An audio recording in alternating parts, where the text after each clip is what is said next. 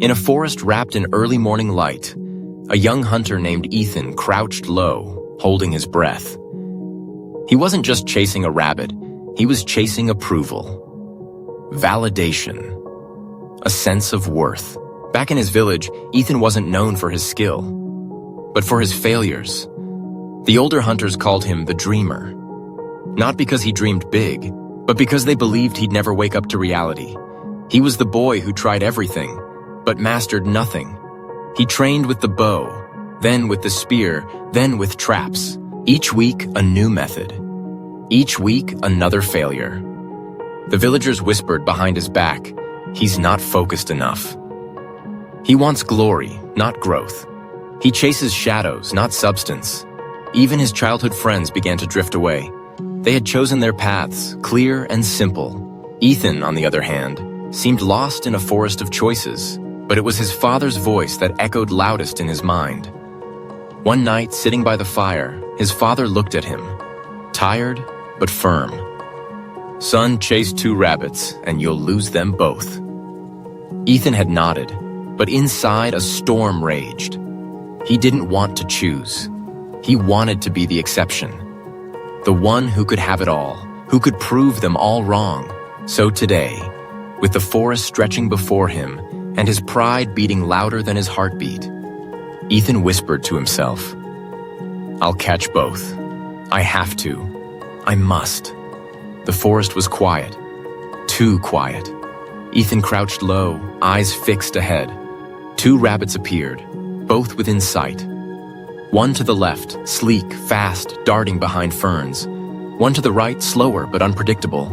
His heart raced. This was it, his moment to prove them wrong. He took a deep breath. Left first, then the right. He sprang into action. Silent, focused, fast. But as he lunged toward the first rabbit, it bolted. Much quicker than he expected. He adjusted, weaving through roots and low branches. But then, out of the corner of his eye, the second rabbit darted deeper into the brush. Panic surged. He stopped, turned. Too late. The first one had vanished. The second was disappearing into the undergrowth. Ethan chased it, breath short, legs aching, but the rabbit led him in circles, until even its tracks were lost in the dirt. He collapsed to his knees, hands on the forest floor, sweat dripping, his heart pounding like a drumbeat of defeat. All he could hear was the wind in the trees and the echo of his father's words. "You chase 2 rabbits." He whispered the rest himself. "You lose both." And in that stillness, Ethan realized something painful, but powerful. This wasn't about the rabbits. It was about him, his choices, his clarity, and his lack of both. Ethan sat beneath a tree, empty-handed, heavy-hearted. The wind rustled the leaves above him, like whispers from the forest itself. He stared at his palms, not scratched by the chase, but by the weight of his own realization. It wasn't the forest that beat him. It wasn't the speed of the rabbits. It wasn't even the path that confused him. It was himself, his hunger to win at everything, his belief that he could have it all, at once, and in trying to grasp both, he lost everything. As he gazed into the quiet woods, Ethan saw something he hadn't before. Clarity. Not in the form of success or trophies or applause, but in acceptance. The acceptance that one clear goal, pursued with full attention, is more powerful than chasing 100 dreams half-heartedly. For the first time, Ethan didn't feel like he failed. He felt free. Freed from the pressure to do it all. Freed to choose one thing and give it everything. Ethan sat beneath an old oak tree, its bark rough against his back. The silence of the forest no longer felt empty. It felt reflective. He gazed at the canopy above, where sunlight streamed through like quiet wisdom. And for the first time in a long while, he paused. It wasn't just about rabbits. It was about the distractions in his life, the dreams, the plans, the endless to-do lists that all screamed for attention. He remembered how he tried to become an artist, a writer, a musician, all at once. Never committing fully to any, always chasing, never catching.